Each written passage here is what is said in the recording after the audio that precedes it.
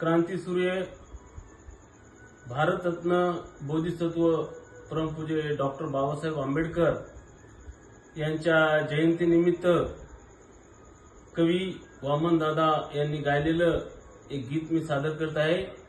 गीताचे बोल आहेत, भीमा तुझ्या मताचे जरी 5 लोक असतील.